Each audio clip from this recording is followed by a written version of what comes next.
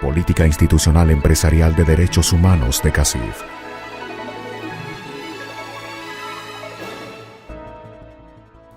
Básicamente quería comentarles algunas ideas sobre el tema de la formalización y la transición a la formalidad desde una perspectiva más internacional.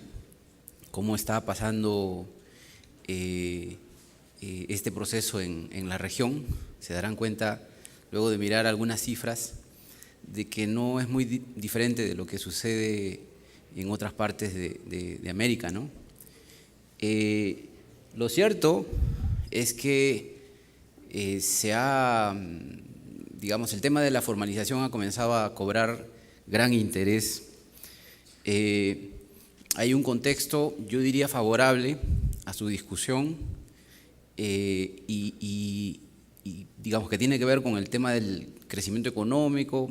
La región hasta la década pasada tenía un comportamiento, la verdad, excepcional en términos de su tendencia histórica.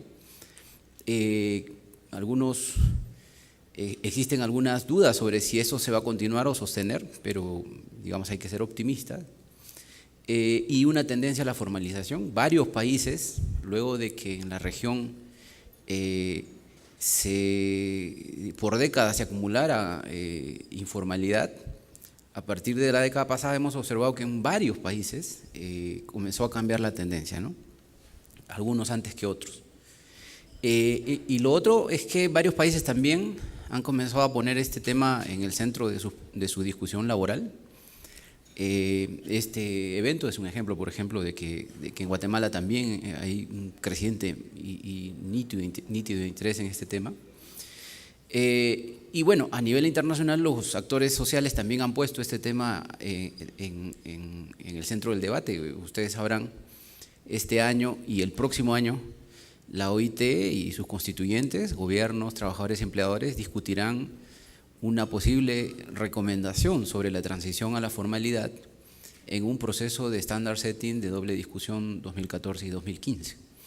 Entonces, el tema está en el centro de las prioridades de los actores, de los gobiernos, y creo que es importante discutirlo organizadamente como ustedes lo están haciendo, y la verdad es que he aprendido mucho de las presentaciones que hasta ahora se han dado, y por lo cual agradezco mucho a los organizadores por haberme invitado.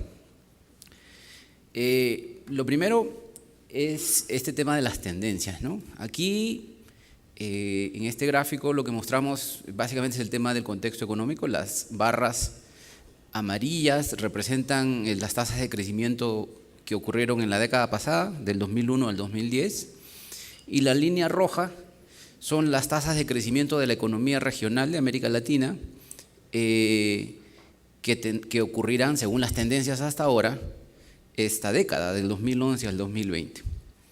Lo que nosotros podemos observar es un primer tema, ¿no? O sea, la década pasada, entre el 2004 y el 2008, según la CEPAL, los mejores 4 años desde hace 40 años,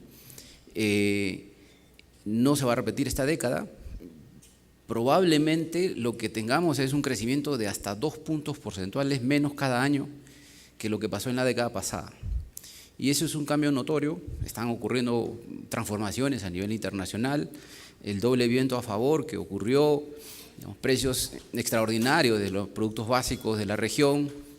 No se va a volver a repetir los crecimientos observados, digamos, el crecimiento del cobre, por ejemplo, para países exportadores como Perú, Chile, que fue de 400% en la década pasada, no se va a volver a repetir. Digamos, existe dudas de si va a caer o no, pero por lo menos no va a crecer esta década 400% como creció la vez pasada. Y el otro tema, la liquidez internacional, que también estuvo boyante en la década pasada, existe discusión sobre si se va a sostener, luego de que Estados Unidos cambia su política monetaria y su probable cambio en las tasas de interés, tanto de Estados Unidos como de Europa. Entonces, ese es el primer tema. El segundo es que si uno mira lo que pasó en la década pasada, lo que encuentra es un crecimiento del empleo, digamos, y una notoria baja en las tasas de desempleo. Si uno observa, por ejemplo, desde un pico de más de 11% en el 2002 y 2003, la tasa de desempleo abierto en las zonas urbanas de los países de la región cae a 6,4 en el 2012 y a 6,3 en el 2013.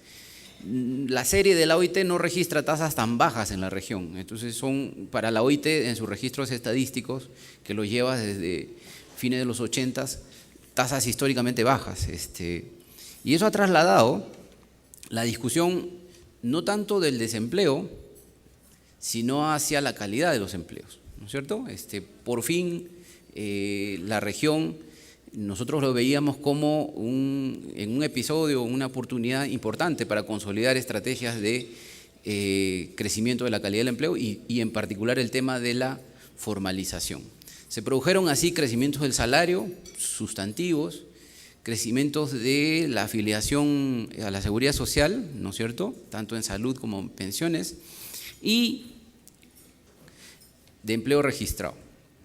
Esto es una de las cosas que detectó la CEPAL desde hace ya varios años, viene publicando este cuadro en el informe preliminar de las Américas, básicamente a fines de año de todos los años. Acá tenemos información de registros administrativos de los países. Empleo registrado significa registrado o en la seguridad social o en las planillas. Y ahí tenemos que en casi todos los países han habido crecimientos, de todos los países que la CEPAL sigue, hemos tenido incrementos importantes en el registro de trabajadores, ¿no es cierto? Argentina 160, etcétera, y Guatemala también está ahí de 100 a 127, de 100 en el 2000 a 127 en el 2011, digamos Perú, Brasil, etcétera, ¿no? Si eso o no ha tenido consonancia con el crecimiento de la población es lo que determina finalmente si la tasa de formalización ha aumentado o no. Y esto es lo que nosotros hemos venido haciendo, ¿no? Desde mediados de la década pasada venimos siguiendo el concepto de empleo informal. Y este es un tema importante, permítame detenerme un momento acá porque normalmente existe confusión cuando hablamos de qué hablamos en relación a la informalidad. A veces las discusiones se tornan un poco estériles porque cada uno entiende una cosa distinta de lo que es la formalidad o la informalidad. Y entonces, efectivamente, algunos países miden el concepto de sector informal. La OIT desde mediados de la década pasada, y de hecho en su resolución del 2002, mide el concepto de empleo informal. Empleo informal porque se dieron cuenta de que existe también empleo informal en el sector formal y en el sector de los hogares. Y entonces la unión de todos esos conceptos genera este concepto de empleo informal, que creo que un poco permite ordenar la discusión. Crecientemente los países están mudándose a esta nueva metodología y concepto, pero efectivamente no tenemos a todos los países en esa nueva metodología. Lo interesante es que esto, digamos, si uno mira las tendencias, el tema de la informalidad creció como hasta mediados de la década y luego empieza a caer en consonancia con esos otros comportamientos que hemos visto, ¿no? Crecimiento acelerado de la producción y esta voluntad política de diversos gobiernos de implementar programas específicos. Y entonces, ¿en qué nivel se encuentra la informalidad en la región? Entonces, el empleo informal en el 2009 fue 50% y pasó a 47,7% en el 2011 y ahí se quedó en el 2012. No ha continuado reduciéndose, probablemente porque a partir de 2011 cambia la tendencia de diversos indicadores económicos, en particular los precios de los productos básicos. Lo interesante es que si uno se fija en el 2012, lo que encuentra es que la composición del empleo informal es aproximadamente 31% empleo informal en el sector informal, un 11,7% de empleo informal en el sector formal y un 5,1% de empleo informal que proviene del sector del trabajo doméstico, ¿no? Esta es la concepción actual de la OIT y muestra además otra realidad, ¿no? El fenómeno de la informalidad no es uniforme.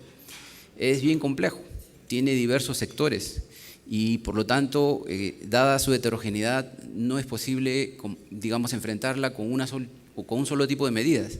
Es necesario un conjunto de medidas articuladas que nosotros llamamos estrategia integrada para hacer frente a la informalidad o facilitar la transición de la informalidad a la formalidad.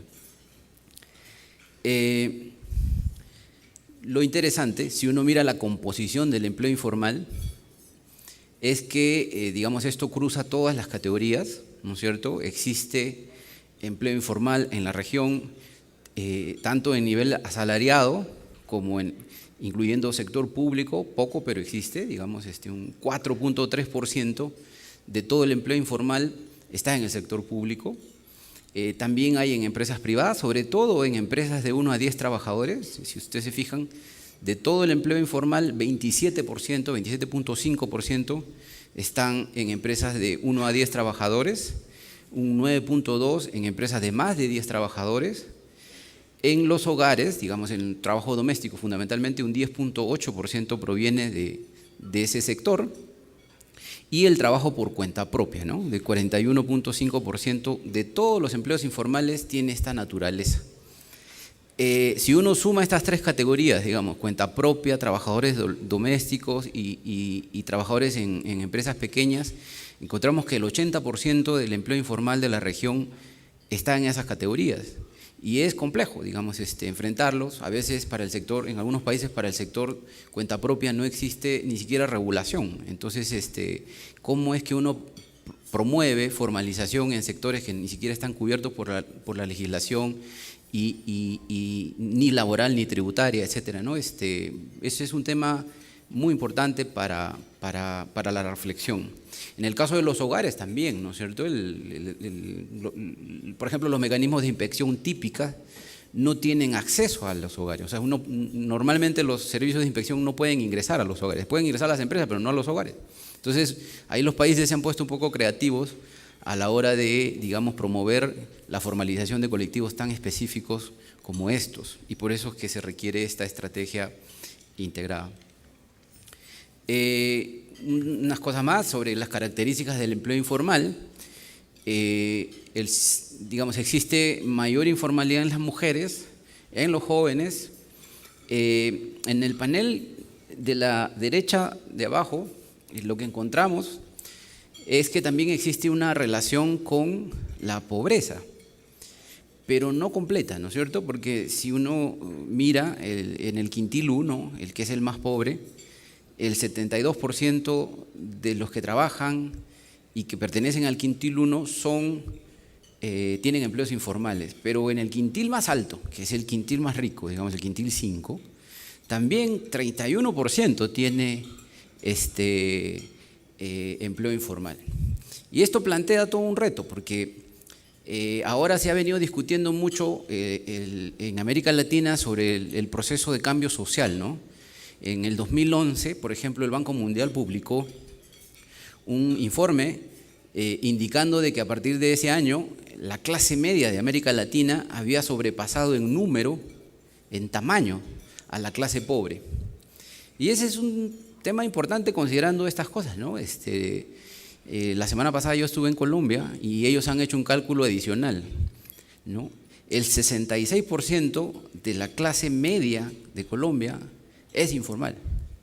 Y eso plantea todo un reto, porque, digamos, cuestiona el concepto mismo de clase media, ¿no? Un clase media en Estados Unidos toma un crédito para comprar una casa, para comprar un auto. ¿Cómo lo haces si no tienes las condiciones de formalidad en nuestros países? Entonces, yo creo que este tipo de información ayuda mucho. También, si uno mira los sectores a nivel de la región, encuentra sectores como, digamos, que tienen altas tasas de informalidad. En la región, el sector de la construcción tiene las tasas más altas. Veo con alegría de que aquí existen empresas que están muy bien encaminadas en este sentido, porque la verdad es que en otros países el tema de la construcción es un tema de preocupación. No estamos incluyendo acá el tema agrícola porque lo que mide la OIT es empleo informal no agrícola. El tema agrícola tiene otro tratamiento. Y bueno, eso es lo que nos dicen estas estadísticas. Sobre las causas también se ha discutido mucho, ¿no es cierto? ¿A qué se debe? Y casi siempre la discusión o es económica o es institucional, ¿no es cierto? Y normalmente cuando es institucional, digamos, se tiende a asociar el tema, digamos, que la informalidad se origina por causas institucionales, y cuando se habla del tema económico, la informalidad se origina solo por causas económicas. Nosotros pensamos de que hay elementos de las dos cosas. Un primer tema tiene que ver con este tema de la productividad, o sea, para la formalización se requiere capacidad económica, ¿cómo no? Y una de las características que comparten muchos de los países de la región es que hemos tenido tasas de crecimiento de la productividad bajas, ¿no es cierto? O sea, en la última década hemos crecido 1,6% anual, pero Asia creció 5%. Efectivamente, Europa, Estados Unidos no crecieron tanto en la década pasada, pero nuestro crecimiento, que nosotros consideramos importante, ha sido moderado si uno lo compara con otras economías emergentes. Y eso es un tema. Diversos factores influyen ahí: falta de infraestructura, innovación, capacitación, educación terciaria, que es lo que ha destacado el World Economic Forum en su informe del 2013, pero también la existencia de una estructura productiva bastante heterogénea. Y este gráfico muestra eso, ¿no? En nuestros países comparten esta característica: un sector muy fuerte en términos de productividad y de altos estándares, que convive, pero que genera poco empleo, y que convive con sectores de muy baja productividad, donde además se concentra la mayor cantidad de los empleos. El problema no es tanta la diferencia de productividades, porque es bueno que existan industrias con alta productividad. El problema es la escasa articulación que existen en muchos países sobre este tema, entre sectores. Entonces, las políticas de articulación productiva usualmente son, digamos, priorizadas para esto. Esto se repite en diversos países, por ejemplo, esto es un cuadro de la CEPAL, tanto para Argentina, Brasil, Costa Rica, México, Panamá, Chile, Honduras, Perú. Casi todos comparten esta característica, digamos, salvo Chile, que tiene un poco menos de diferencia. Y luego está el tema institucional, ¿no es cierto? Entonces, bueno, ¿cuál es y normalmente cuando uno habla de formalización, inmediatamente habla de costos, ¿no es cierto? Entonces, costo de transacción. Bueno, le han preguntado, digamos, el informe del Banco Mundial preguntó sobre las barreras que existen para el desarrollo de los negocios, ¿no? Este informe lo deben conocer ustedes, salió en el informe del World Development Report del 2013. Para el mundo, nosotros hemos añadido la columna de América Latina aquí en el panel de la izquierda, y encontramos que efectivamente límites son importantes: corrupción, electricidad, falta de capital humano, impuestos, crimen, etc. El tema de licencias y de regulación laboral es importante, este informe no lo niega. Lo que pasa es que lo pone en un segundo momento, y ese es un tema importante, evidentemente a nivel regional. No estamos hablando de cada país en particular. Seguramente estas prioridades, reflejadas por encuestas a los mismos empresarios, difieren de país en país, ¿no? Y cuando uno mira dentro de qué pasa al interior de cada uno de los del tema laboral, ¿no es cierto? ¿Cuáles son los déficits? Y uno compara, por ejemplo, América Latina y OECD, encuentra que los déficits mayores se encuentran no tanto en el tema de la flexibilización, en las prácticas de contratación y despido, sino en temas como cooperación, trabajador-empleador, confianza en la gestión profesional y la fuga de talentos. Ahí es donde parecen, digamos, que están los mayores cuellos de botella de la región.